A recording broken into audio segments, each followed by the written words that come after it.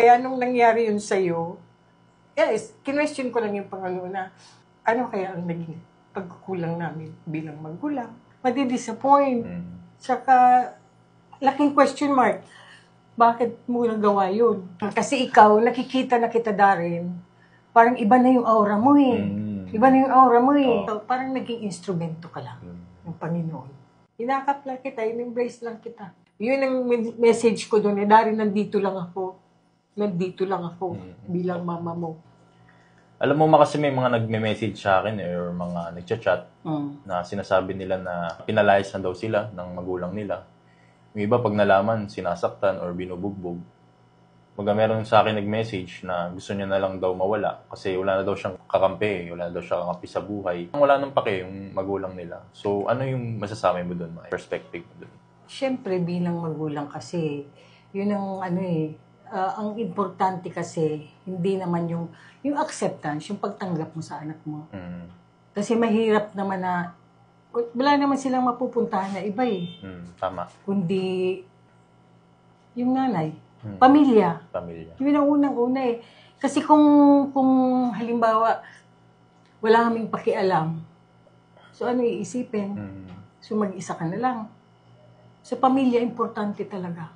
Bilang nanay, siyempre, yung point na nandun ka na nalaman kong nangyari sa'yo yun. Yung disappointment ko, alam mo yun. Kasi ikaw, Darren, since nung bata ka, hanggang nag-college ka, hanggang nagkatrabaho ka, never mo akong binigyan ng problema. Kaya nga, siyempre, sa ganung sitwasyon, sino ba namang magugulang ang hindi magugulat? Diba? Madi-disappoint.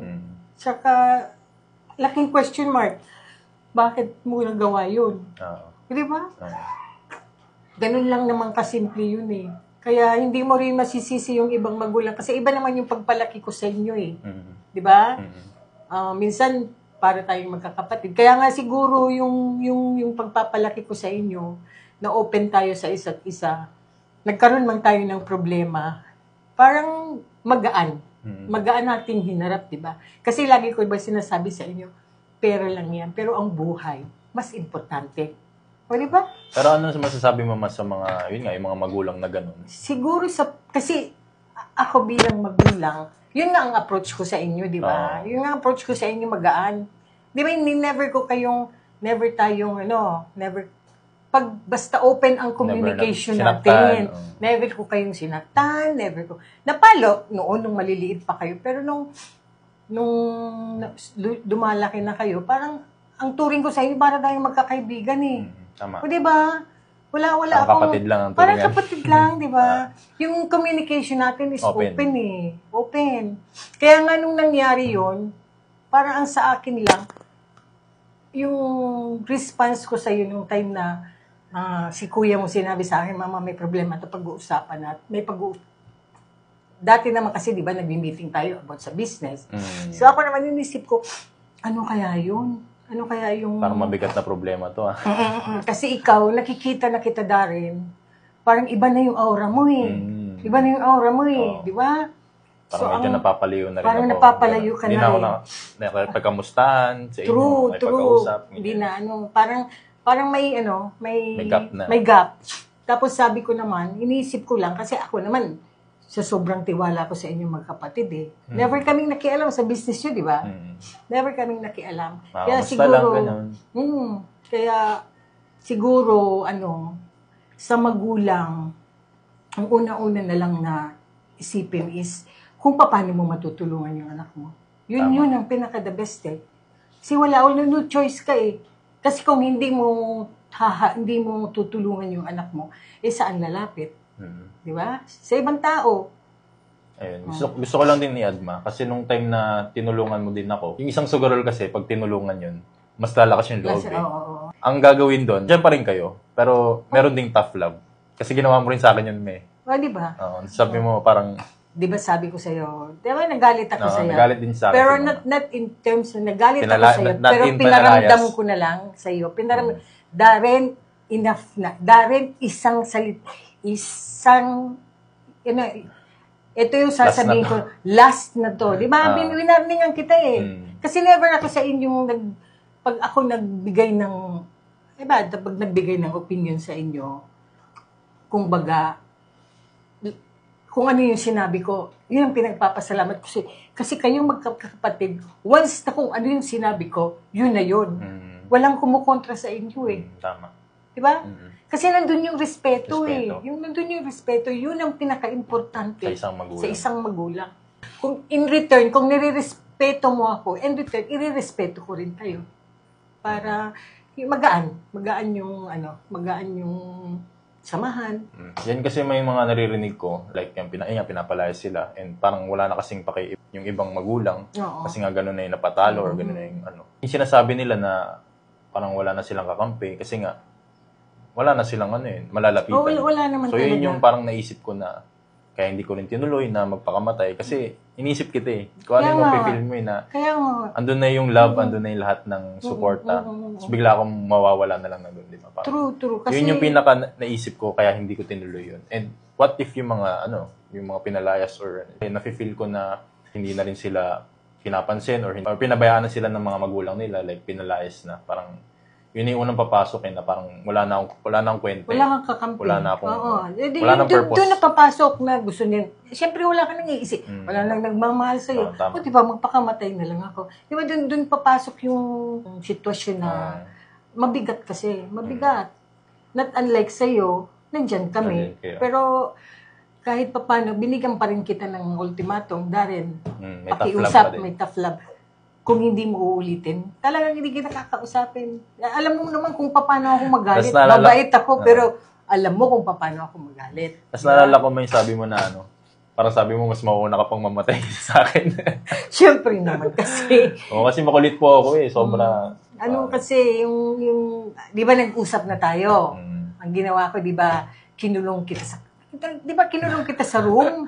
Kinulong, tayong dalawa lang nag-uusap. Ando si Lola mo, tayong tatlo. Pero hindi ako sa'yo, never akong nakita mong nagalit. Pero wala. Hindi mo rin ako sinaktan. Hindi kita sinaktan, hindi kita pinagsabihan ng kung ano. Pinagmumura, hindi mo. No, never. Kasi ang inaano ko naman, point ko naman dun is, bilang nanay, ipinapakita ko rin sa inyo na, ano yung pagmamahal? Since day one na, iniluwal ko kayo, tapos hindi na nga ako nagtrabaho para lang alagaan ko kayo. Yun ang malaking pasalamat ko dahil isa nga, kini-question ko, sabi ko, bakit ibinuhos ko na yung panahon ko sa inyo. Tapos, kita nyo naman yung pagmamahal kong ibinuhos ko sa inyong tatlo. Tapos sabi ko, hindi pala, doon na nagpasok sa isip ko na wala palang pamilyang perfecto. Diba? Kasi yung time na yun, yung time na nakagraduate si kuya mo, sabi ko, ako nang pinakamasayang magulang. Kasi, never niyo akong binigyan ng problema. Talaga. Financially, nagka-problema tayo. Pero sa samahan, never tayong nagka-problema, di ba? Saya ng samahan natin. Ihahatid ko kayong tatlo. Parang hindi ko na-feel yung pagod. Tapos kung ano yung, parang anong reason? Anong reason bakit nangyari yun. Pero dumating na yung time na nag-share ka na sa mga tao. Meron na akong support group na nakilala. Nakilala. Tapos, nag-start ka na ng open mo na yung buhay mo, experience mo about dyan. Kasi, isa pa nga, yung time na si kuya mo, diba, nag-usap tayo na tayong tatlo, kung gusto niyo nang ipaalam na, yung Kick Salvation, wala na, dahil nga, na sa nangyari. Sa isang magulang, ang bigat, napakabigat nun. Napakabigat. Ano ang ginawa ko, humingi na lang ako ng sign sa Panginoon. Na pag si Papa mo pumayag, kasi si Papa mo, di ba, pag nag-desisyon niyan is, kung ayaw niya. Yun na lang ang way na humingi ako ng sign sa Panginoon. Kasi wala naman ibang tutulong, di ba? Dahil kung pwede pa nga, ayaw kong ilabas natin eh. Kasi kahit sinong magulang, kahit sinong tao, ang iisipin ka agad, nakakahiya. Nakakahiya. Di ba? Lalo na sa inyo na proud pa naman ako dahil minsan hindi niyo ako binigyan ng mabigat na problema. Tapos yung relationship natin, para tayong magkakapatid, parang hindi ko na-feel kayo, parang hindi din kayo nag-aalangan sa akin kasi open yung communication natin. Tapos parang napatanong ako, bakit ganun? Di ba? Di mo pa rin, kumbaga hindi ka pwedeng, yung trust pala, wag mo masyadong, i-full yung trust mo sa mga anak mo, kahit sabihin mo, matitino sila, na wala namang ginagawang kaluko. Hindi pala dapat. Kailangan, kung may business pala yung kailangan nandyan ka pa rin. Nandiyan ka pa rin. Kailangan mo rin kumustahin. Kailangan mo rin, hindi yung pinagkatiwala mo, hindi mababait sila. Hindi pala ganun. Kasi yung sobrang tiwala ko sa inyo. Kaya ganun ang nangyari. Marami ring mga magulang na humihingi ng... Meron akong support group, di ba ma, na sinasalihan. Meron din ibang group about sa mga family naman ito na naapektuhan ng sugal. And doon, pwedeng sumali yung family members or asawa, ganyan, para mas maintindihan yung isang sugarol. And yung kagandahan nun, para andun yung mga makakasama mo yung mga naapektuhan nun. And syempre, mas magkakaintindihan kayo kung paano yung ginawa, kung paano nakawala or paano i-figure out yung problem. So, yun yung kagandahan sa support group na meron ako ngayon. Kasi meron din silang about sa mga family na naapektuhan. Okay. Next yung ngayon na sinishare natin to, ano yung parang na-realize mo ngayon kung bakit nangyari sa atin to? Ako kasi, yung ngayon na, present, parang na-realize ko na, parang naging instrumento ka lang ng Panginoon. Diba? Diba? Sa akin kasi, parang naging instrumento ka na, lalo sa ngayon, marami kang natutulungan. Lalo online eh. Oo, lalo online. O diba? Malaking bagay yun eh. Yun ang na-realize ko na parang ginamit ka ni Lord na instrumento para makatulong. O diba? Ganun lang naman eh. Natutuwa naman ako kahit nung una, na-hesitant ako na i-open. Ayaw ko, di ba? Kasi nakakahiya nga which is nakakahiya naman talaga. Kasi yung ganda-ganda ng samahan natin, ganda-ganda ng business, tapos biglang malalaman na nagsugal pala ako. Kaya nga. Tsaka, sabi ko nga sa iyo, sa inyong tatlo, ikaw yung parang hindi nagbigay ng problema sa akin. Pero yung ginawa mo parang, ba't nangyari to? Ikaw lagi ang parang ikaw ang favorite kasi si kuya mo nga, medyo suplado, tapos straightforward magsalita, diretsahan, kung ayaw niya. Ikaw, smile ka lang eh. So parang... Hindi mo rin talaga masasabi. Hindi mo rin talaga masasabi. Sa school, di ba, kahit mga teachers, sasabihin, mas mabait si Darren kaysa kay Donovan. Di ba yung... Pero tayo, bumaliktad eh. Di ba? Tapos meron din mga kaibigan ko. May mga kaibigan din ako na nag-reach out sa akin eh. Na hindi ko rin nakalain na gano'n din yung sitwasyon nila. Na yun, nire-reach out nila ako. Na yun, same din sa akin. Actually, may mga clients din eh. Ng Click Salvation talaga na nag-reach out din na ganun din yung sitwasyon niya. So, wala talaga sa mukha eh. Baga nagulat din ako nung nalaman ko na gano'n nga yung nangyayari. Hindi talaga siya makikita sa itsura. And, ayun. Kaya sa akin, sa parents, sa magulang, so, kailangan talaga i-embrace mo. Akapin mo yung kumbaga, i-embrace mo yung problema. Kung pag-usapan kung anong solusyon na pwedeng gawin, di ba? Kasi hindi mo naman, kumbaga, yung problema dumarating parang biglaan na lang. Tsaka gusto ko rin sabihin na, siyempre kapag andyan na yung magulang na tumutulong, nasa pa rin eh, nasa sugarol pa rin kung gusto niya magbago eh. Kasi kapag, pag tinutulungan na, minsan kasi pwedeng gawin yung way para mapabalik sa sugal eh. Kahit gawin ng lahat ng magulang, or hindi talaga willing magbago yung isang sugarol. Pero ako sa akin kasi depende kasi sa sa naging upbringing mo din eh. Yung relationship ng magulang at saka sa anak. Di ba? Kasi malaking impact din yun. Di ba? Kasi kung ano yung sasabihin ko na rin, ito, di ba, binigyan na kita ng ultimatum na kasi napabalik ka pa, di ba? Nakulit po ako eh. Hindi kita, pero never akong hinampas kita, never akong ano. Basta ang hindi ko talaga makalimutan, parang binigyan na kitang Darren, ano, diba? Ito, may last lang. Na to tinignan lang kita. Diba? Doon na din ako natauhan. Kasi, tinignan lang kita. Kasi alam mo ako kung paano ako magalit. Kasi doon na yung ano eh. Wala na akong resources eh. Tapos mawala pa sa akin yung pamilya ko. Kaya nga. Yun yung parang ultimatum sa akin na kailangan ko na talaga magbago. Tsaka lahat naman kami nakasuporta sa iyo eh. Kaya, kumbaga, swerte ka pa rin.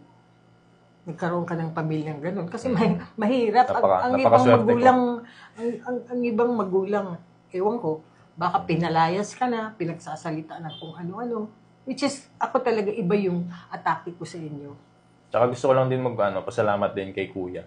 Na yung una nag-guide din sa akin na talagang ganito yung gagawin nyo, ganito yung gagawin mo Darren. Siya yung siya yung nagbigay din ng lakas ng loob sa akin to Sino si Kuya speak up. Si Kuya. Hindi rin niya ako binugbog, hindi rin niya ako sinaktan eh. Parang same lang din sa treatment niyo.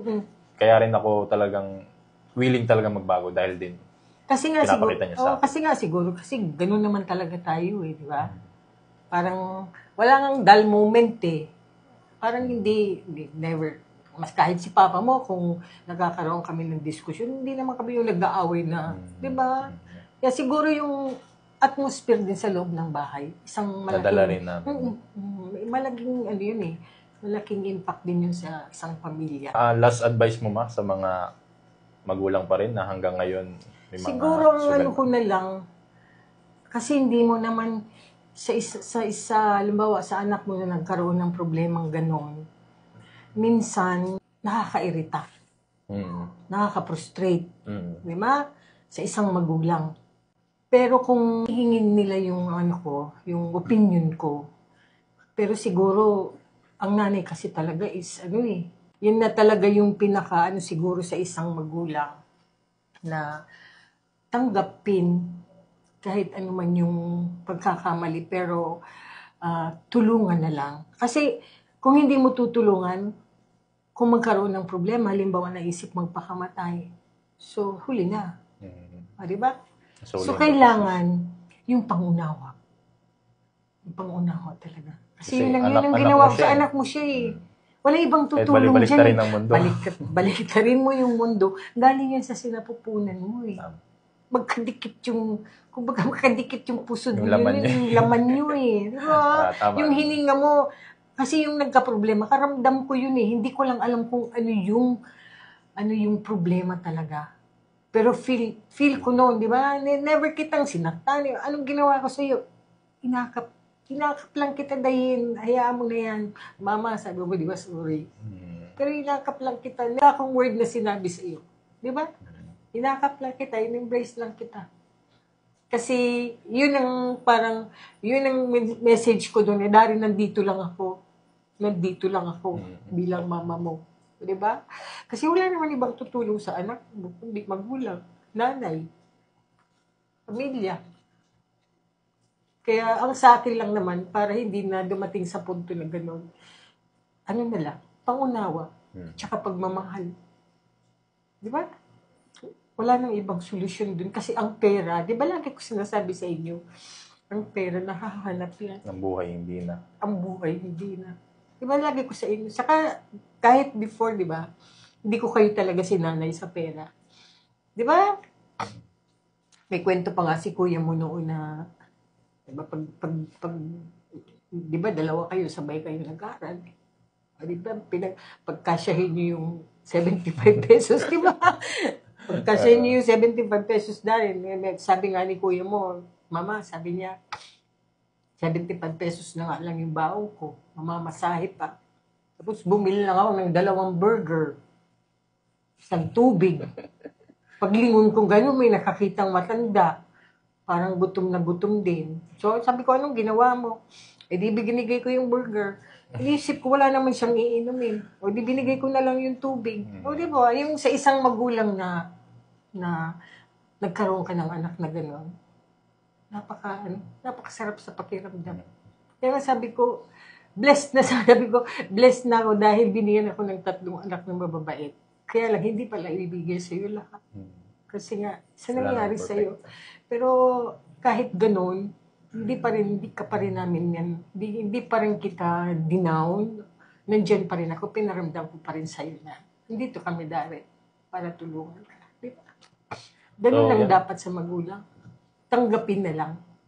Huwag nang pagsabihan, huwag na kung ano-ano. Pakita pa rin yung pagmamahal. Kasi wala naman tutulong sa kanila eh. Diba? Hindi magulang. So, So, lang din sabihin sa iba na yun, sobrang swerte ko sa family ko. Kasi kung hindi rin naman sa inyo, hindi rin naman ako maglalakas loob eh. Dahil din sa naturo nyo na what if ako yung gawing instrumentong to help others. Kasi yun, alam ko rin talaga yung marami ako naririnig na mga stories nga na iba sa way nyo na pagpapalaki, iba yung way nila ng perspective nyo sa nangyari sa atin. So, tsaka, yun, nagpapasalamat din ako dahil yung closeness nyo ni kuya mo. Di ba? Para kayong kambal. Minsan nga, napagkakamaling kayong kambal. Tapos, basta yung samahan. Thankful talaga ako kasi nakikita ko sa inyo yung nandyan kayo sa bawat isa. Kay Darwin, ikaw. Yun. Alam mo, may higit pa sa kayamanan yung ganun. Yung magkaroon ka ng anak na very close, na hindi nag-aaway. Hindi nag-aaway.